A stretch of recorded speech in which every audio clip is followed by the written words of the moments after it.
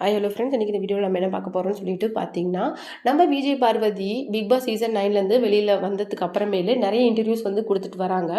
அதில் வந்து அவங்க வந்து திவ்யா கணேஷை பற்றி அவங்களுக்கு ஒரு பேட் ஒப்பீனியன் இருந்தால் அதை ஃப்ராங்காகவே நான் அவங்கள பற்றி பேச விரும்பலை, அரோராவை பற்றி ஒரு பேட் ஒப்பீனியன் இருந்தால் நான் அவங்கள பற்றி பேச விரும்பலை, அந்த மாதிரி சொல்லிடுவாங்க. ஆனால் நம்ம கனி வந்து ஒரு ப்ராட்காஸ்ட்டில் என்ன சொல்லியிருக்காங்க அப்படின்னு சொல்லிட்டு பார்த்தீங்கன்னா, ஒரு ஷாக்கிங்கான விஷயத்தை விஜய் பார்வதியை பற்றி சொல்லியிருக்காங்க. அதை பற்றி தான் இந்த வீடியோவில் நம்ம டீட்டெயிலாக பார்க்க போகிறோம். வீடியோக்குள்ளே போகிறதுக்கு முன்னாடி நீங்கள் நம்ம சேனலுக்கு வியூவர் அந்த மறக்காமல் நம்ம சேனலை சப்ஸ்கிரைப் பண்ணி ஃபாலோ பண்ணிக்காங்க. இன்னொரு விஷயம் அப்படி என்னன்னு சொல்லிட்டு பார்த்தீங்கன்னா, கமருதீன் வந்து பிக் பாஸ் சீசன் 9க்குள்ளே இருக்கும்போது விஜய் பார்வதிக்கிட்ட ஒரு சின்ன விஷயம் சொல்லியிருக்காங்க. நிறைய விஷயங்கள் அவங்க பேசியிருக்காங்க. அதை நம்மளுக்கே சீசன் 9ல் காட்டியிருக்காங்க. அதில் என்னென்னா, எனக்கு குழந்தைங்கன்னா ரொம்ப பிடிக்கும் அப்படின்னு சொல்லிட்டு விஜய் பார்வதி சொல்லும். ஆமாம், எனக்கு பெண் குழந்தைலாம் ரொம்ப பிடிக்கும் அப்படின்னு சொல்லிட்டு அது கமருதீன் சொல்லுவார். இந்த மாதிரி நிறைய ரொமான்டிக்காக பேசியிருக்காங்க. ஆனால் ஒரு எமோஷ்னலான விஷயம் என்ன அப்படின்னு சொல்லிட்டு பார்த்தீங்கன்னா, எனக்கு ஒரு ஆசை அப்படின்னு சொல்லியிருக்காங்க. என்ன அப்படின்னு சொல்லிட்டு பார்த்தீங்கன்னா, எனக்கு வந்து பெண் குழந்தை ரொம்ப பிடிக்கும். அது மட்டும் கிடையாது, என்னுடைய ஆசை வந்து என்னுடைய லைஃப்பில் நான் வந்து சக்ஸஸ்ஃபுல்லாக வரணும். ஏன்னா அது எங்கள் அம்மாவோட கடைசி ஆசை. அதுக்காக தான் நான் வந்து இந்த பிக் பாஸ் ஆப்பர்ச்சுனிட்டியை ஒரு பெரிய இதாக நினைக்கிறேன். ஏன்னா என்னுடைய லைஃப்பில் வந்து ஒரு நான் வந்து எக்ஸ்பெக்ட் பண்ணலை. ஏன்னா சீரியலில் நான் ஒரு ரோல் பண்ணிகிட்ருக்கேனே தவிர லீட் ஆக்டராக நான் பண்ணலை. ஒன் ஆஃப் த கேரக்டர் ஆர்டிஸ்ட்டாக நான் பண்ணிகிட்ருக்கேன். ஆனால் எங்கள் அம்மா ஆசைப்பட்டது என்னென்னா, நான் ஒரு பெரிய ஆளாக வரணும். அதுதான் எங்கள் அம்மா ஆசைப்பட்டாங்க. இட்ஸ் ஓகே அப்படின்னு சொல்லிட்டு ஒரு நார்மல் பீப்புளாக நான் இருக்க விரும்பலை. ஏன்னா நான் ஐடி ஜாபை விட்டுட்டு விஜய் டிவிக்குள்ளே வரும்போது நிறைய கனவுகளோடு வந்தேன். இந்த விஜய் டிவி என்னை கண்டிப்பாக ஒரு நல்ல ஒரு பொசிஷனுக்கு கொண்டுட்டு வரும் அப்படின்ட்டு ஒரு நிறைய கனவுகளோடு வந்தேன்.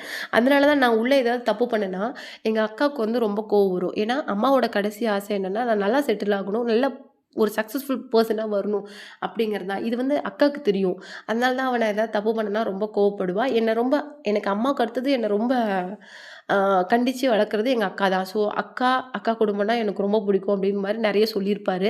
அதை லாஸ்ட் இன்டர்வியூவில் விஜய் பார்வதி என்ன சொல்லியிருக்காங்க அப்படின்னு சொல்லிட்டு பார்த்தீங்கன்னா, கமருதீன் கிட்ட எனக்கு ரொம்ப பிடிச்சது அவருடைய அந்த சாஃப்ட் ஹார்ட்டட் பர்சன் அப்படிங்கிறது.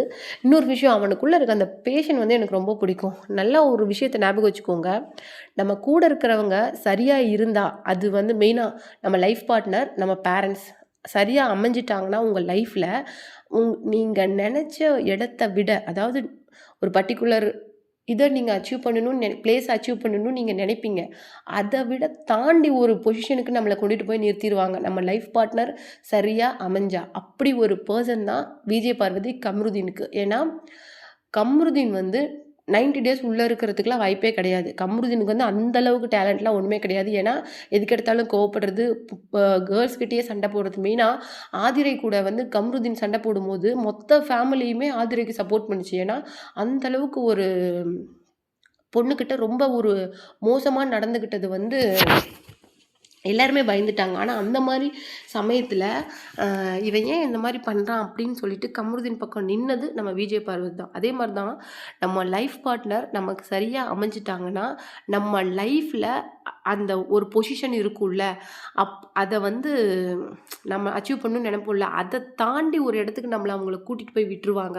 அதுதான் அந்த சக்ஸஸ்ஃபுல் லைஃப் பார்ட்னரோட அந்த ஒரு மேஜிக் அப்படின்னு சொல்லணும். இன்னொரு விஷயம் என்னென்னா, பார்வதியும் கமருதீனும் அந்த உள்ள மறுபடியும் லவ் பண்ண ஆரம்பித்தாங்கல்ல, அதுக்கப்புறம் எவிக்ட் ஆனாங்கல்ல, அந்த பீரியடில் அந்த ரெட் கார்டு வாங்கி எவிக்ட் ஆன அந்த கொஞ்ச நாளில் கமருதீனை பற்றி ஒரு வீடியோ போட்டிருந்தாங்க. அவர் வந்து நீ என்ன ஷோவில் வந்து பார்ட்டிசிபேட் பண்ணியிருக்காரு. அதில் வந்து இந்த சைடு வந்து சீரியல் ஆர்டிஸ்ட் ஒருத்தர் 2 பேர் இருப்பாங்க, நிறைய பேர் இருப்பாங்க. இந்த சைடு வந்து அந்த ஆஸ்ட்ராலஜர்ஸ் நிறைய பேர் இருப்பாங்க. அதில் வந்து அவரோட ராசிக்கு வந்து சொல்கிறது எல்லாமே அப்படியே இருக்கும். ஃப்ரெண்ட்ஷிப் யாருக்கிட்டையும் இருக்கக்கூடாது, யாரையும் பிளைண்டாக நம்பக்கூடாது, சொந்த முடிவு தான் எடுக்கணும், யாரோடைய பேச்சையும் கேட்டு முடிவு எடுக்கக்கூடாது, அந்த மாதிரி நிறைய சொல்லியிருந்தாங்க. அவன் அப்பயே சொன்னான், நீ கேட்டிருந்தனா ரெட் கார்டு வாங்கி இன்னைக்கு எவிக்ட் ஆகிருப்பியா அப்படின்னு சொல்லிட்டு. ஆனால் ஒரு வேளை விஜய் பார்வதிக்கு மட்டும் ரெட் கார்டு கிடச்சிருந்து கமருதீன் உள்ளேயே இருந்தால் அடுத்த 2 நாளில் கமருதீன் எவிக்டாகி வெளியில் போயிருப்பான், எதுவுமே பண்ணாமையே. ஏன்னா அவனுக்கு உள்ளே சர்வே பண்ணவே தெரியாது. இப்போது விஜய் டிவி இழுத்த இழுப்புக்கெல்லாம் கமருதீன் போகிறான். ஏன் விஜய் பார்வதி வரல? ஏன்னா விஜய் பார்வதியும் கமருதீன் லவ்வே பண்ணலை, பிரிஞ்சிட்டாங்க அப்படின்னு சொல்லிட்டு அந்த ஓவர் இன்டெலிஜென்ட் பீப்புளெலாம் பேசிகிட்டு இருக்காங்க நிறைய யூடியூப் சேனல்ஸில். ஆனால் முக்கியமான விஷயம் என்னன்னு சொல்லிட்டு நல்லா புரிஞ்சுக்கோங்க, கமருதீன் வந்து கமருதீனோட செல்ஃபா எந்த டெசிஷனுமே எடுக்க முடியாது. ஏன்னா, டெசிஷன் மேக்கரா அவங்களுக்கு இருந்தவங்க 90 டேஸும் விஜய் பார்வதி தான். ஸோ, அவங்க வந்து அ கன்டென்ட் குயினா இல்லாம இருந்திருந்தா, இன்னைக்கு நம்ம கம்ருதீனுக்கு ஒரு ஃபேன் பேஸ், ஒரு ஃபேன்ஸ் கிரியேட் ஆகி, இன்னைக்கு சீரியல்ல அவருக்குன்னு இம்பார்ட்டன்ஸ் குடுத்து கதையவே மாத்த மாட்டாங்க. ஏன்னா, அந்த மாதிரி ஒரு லக்கி சார்ம் தான் விஜய் பார்வதி கம்ருதீனுக்கு. நான் முன்ன சொன்ன மாரியே தான், விஜய் பார்வதிய விட்டு கம்ருதீன் போனா லாஸ் கம்ருதீனுக்கு தானே தவிர, விஜய் பார்வதிக்கு அது எந்த விதமான நஷ்டமுமே கிடையாது. இத நான் எங்க வேணாலும் சொல்லுவேன். அதே மாதிரி கனி வந்து ஒரு ப்ராட்காஸ்ட்ல என்ன சொல்லியிருக்காங்க அப்படின்னு பார்த்தீங்கன்னா, "நீ பெரியாரிஸ்ட் அடி" அப்படின்னு சொல்லிட்டு நம்ம விஜய் பார்வதிய பத்தி ஒரு கொஸ்டின் கேட்டிருக்காங்க. அதில என்ன சொல்லியிருக்காங்க அப்படின்னா, அவங்கள வந்து இவங்க கனி வந்து, "நீங்க சிக்கன் சாப்பிடுவீங்க தானே?" அப்படின்னு சொல்லிட்டு கேட்டிருக்காங்களாம். அதுக்கு வந்து, "நீங்க எப்படி என்ன சிக்கன் சாப்பிடுவீங்களா?" அப்படின்னு சொல்லிட்டு கேட்கலாம். இது பொலிட்டிக்கலா தப்பு தானே அப்படின்னு சொல்லிட்டு சொல்லியிருக்காங்க. அப்புறம் இன்னொரு விஷயம் என்னன்னா, அந்த சிக்கன் அந்த சமைச்ச அந்த வெசல வாஷ் பண்ண மாட்டேன் அப்படின்னு சொல்லியிருக்காங்க. அதுக்கப்புறமேலு நெறைய பெரியாரிஸ்ட் மாரி நெறைய விஷயங்கள பேசுவாங்க. அதுக்கு இந்த கனி என்ன சொல்லியிருக்காங்க அப்டின்னா, பெரியாரிசம்னா என்னன்னே தெரியாது. ஆனா, தான் வந்து அவரோட இத ஃபாலோ பண்றேன் அப்டிங்கிற மாதிரி இவ வந்து பேசிக்கிட்டு திரியிறா அப்டிங்கிற மாதிரி சொல்லியிருக்காங்க. அதே மாதிரி நான் அதனுடைய இத ஃபுல்லா படிச்சுட்டேன் அந்த மாதிரிலாம் சொல்லியிருக்காங்க அப்டின்னு சொல்லிட்டு சொல்றாங்க. அது எந்த அளவுக்கு உண்ம அப்டின்னு சொல்லிட்டு தெரியல. ஏன்னா, அவங்க பேசுறதுல, அவங்க இன்டர்வியூ குடுக்கறதுல ஒரு மெச்சூரிட்டி இருக்குது. அது வந்து நல்லாவே நம்மளால புரிஞ்சுக்க முடியுது. மேபி அந்த ரெட் கார்டு விஷயத்துல க என்னதான் விஜய் பார்வதி கத்துனாலும், அவங்க பேச்சுல ஒரு நியாயம் இருந்தது. அவங்க என்ன சொல்லியிருக்காங்க அப்டின்னா, அ "சபரி என் கண்ண குத்தும்போது, நீங்கலாம் எங்க போயிருந்தீங்க? அதே மாரி இது ஒரு கேம் தான் அப்டின்னாலும், என் மேல இந்த மொத்த ஹவுஸ்மேட்ஸ் எல்லாருமே விழுந்து கிடந்தீங்க. அது கேம் தான். அப்போ சபரி என் கண்ண குத்தும்போது, இந்த மொத்த ஹவுஸ்மேட்ஸுமே என் மேல விழுந்து கிடக்கும்போது, யாரும் எதுவும் கேர் பண்ணிக்கல.